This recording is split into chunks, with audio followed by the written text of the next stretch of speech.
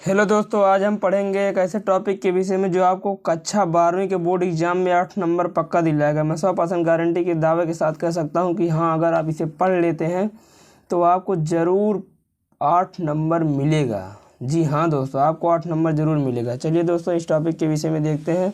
यह टॉपिक है दो रेखाओं के बीच की न्यूनतम दूरी। क्या? दो रेखाओं के बीच की न्यूनतम दूरी। इसे कैसे ज्ञात किया जाता है, इसके क्वेश्चन को कैसे हल किया जाता है, चलिए हम इसमें सब सीखेंगे इस वीडियो में। तो इस वीडियो को पूरा देखिएगा और चैनल को सब्सक्राइब कर लीजिए अगर आप नए हैं, और वीडियो को लाइक कर लीजिए। चलिए दोस्तों, अब हम सवालों को हल करेंगे। इसको हल करने का देखिए दो तरीका है। एक तरीका क्या है, समांतर रेखाओं के बीच की दूरी ज्ञात करना। जैसे दो रेखाएं समांतर है, उनकी रेखाओं के बीच की न्यूनतम दूरी कैसे ज्ञात किया जाता है। उनके दो रेखाएं जब समांतर होती हैं तो न्यूनतम दूरी ज्ञात करने का जो सूत्र होता है D equal to mod of vector B cross bracket में vector A2 minus vector A1, और अपान में मैग्नीट्यूड बी हो जाता, बी का मैग्नीट्यूड हो जाता है mod of B, mod of vector B, और पूरे का मॉड ऑफ हो जाता है, पूरे का मॉड हो जाता है। तो इसमें चलिए दोस्तों हम क्वेश्चन लेते हैं और देखते हैं, इसको हल करते हैं। क्वेश्चन क्या है हमारा, रेखाओं जिनके सदिश समीकरण आर बराबर, देखिए एक रेखा यह दी गई है I cap plus 2j cap plus 3 cap plus lambda 2i cap plus 3j cap plus 4k cap. दूसरी रेखा ये दी गई है 2i cap plus 4j cap plus 5k cap lambda 2i cap plus 3j cap plus 4k cap. देखिए दोस्तों, ये B1 है और ये B2 है। देखिए दोनों एकदम समान हैं, इसलिए यह समांतर है। अगर समांतर रेखा, इसीलिए मैं कह रहा हूँ दो समांतर रेखाओं के बीच की दूरी कैसे ज्ञात किया जाता है। ये रेखाएं दोनों समांतर हैं। तो चलिए देखते हैं इसको और हल करते हैं। ये देखिए A1 है, A2 है, तो वैल्यू हम लिख लेंगे। A1 की वैल्यू लिखेंगे उसी में से, रेखा में से, और A2 की वैल्यू ये लिखेंगे, और B1 की वैल्यू A है।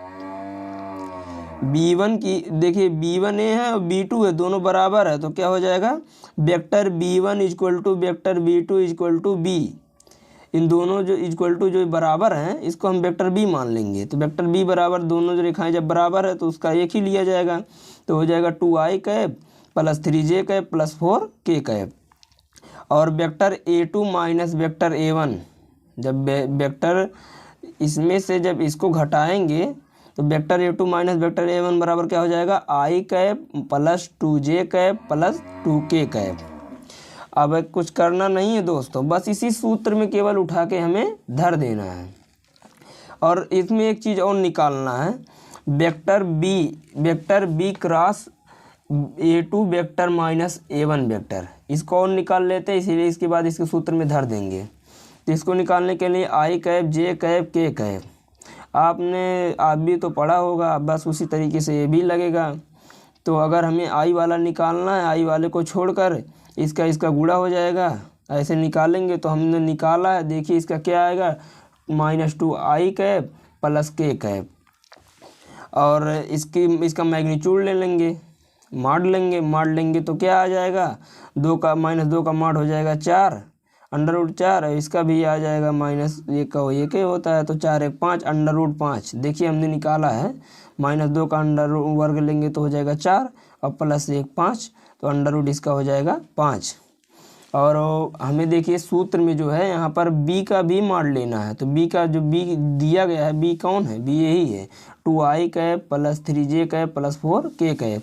हम इसका भी मॉड लेंगे दोस्तों, इसका भी मॉड लेंगे, तो इसका भी मॉड लेंगे तो इसका क्या हो जाएगा, √2 का स्क्वायर प्लस √3 का स्क्वायर प्लस √4 का स्क्वायर, जो आएगा हो जाएगा √29। बस इसी सूत्र में उठाकर धर देंगे।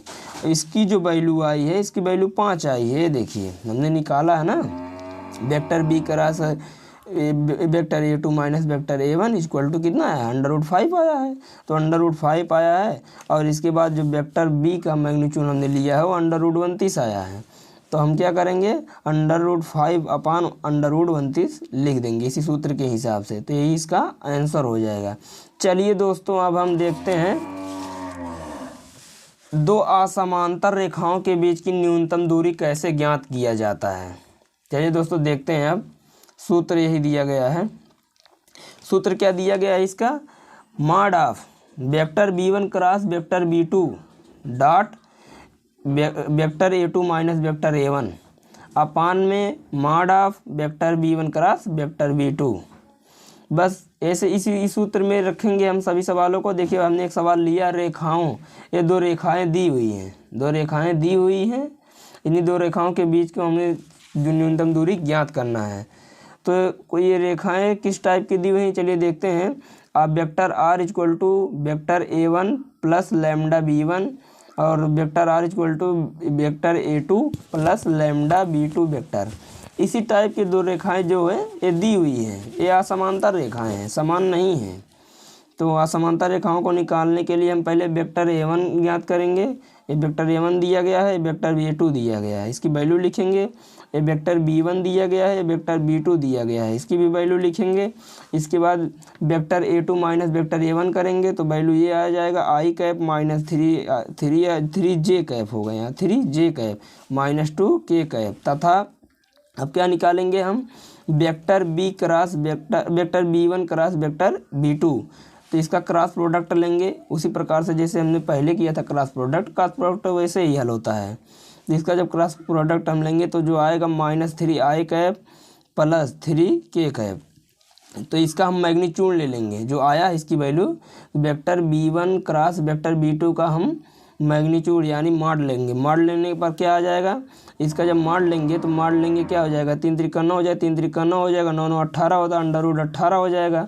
अंडर रूट 18 को हम क्या लिख सकते हैं, 3 अंडर रूट 2 लिख सकते हैं। तो हम बस कुछ करेंगे नहीं, बस इसी देखिए यही सूत्र है, इसी सूत्र में अब धर देंगे, सबकी वैल्यू आ गई है, सबकी वैल्यू इसी सूत्र में धर देंगे। तो वैल्यू धरेंगे, सबकी वैल्यू धरने पर देखिए क्या आ जाएगा, -3 इंटू 1, देखिए ये वैल्यू आया -3i plus 3k cap dot product i cap minus 3j cap minus 2k cap अपान में √3 अंडर रूट 2 हो जाएगा। इसके बाद इसी को हम हल करेंगे। इसको हल करने के बाद जो आएगा ये देखिए यही आएगा। जब इसको हम गुणा करेंगे डॉट प्रोडक्ट में गुणा हो जाएगा, इसे गुणांकों का गुणा होता है। तो इसका गुणांकों को हम गुणा करने के बाद जो आएगा 9 अपान आएगा 3 अंडर रूट 2, 3 अंडर रूट 2 आ जाएगा। तो इसको हम क्या लिख सकते हैं, 3 त्रिका 9, ये 3 से कैंसिल हो जाएगा तो 3/2 आ जाएगा अंडर रूट में, यही आ जाएगा इसका आंसर। दोस्तों अगर ऐसे और वीडियो चाहिए तो कमेंट कीजिए, और वीडियो अच्छा लगा हो तो लाइक कीजिए और चैनल को सब्सक्राइब कीजिए। धन्यवाद दोस्तों।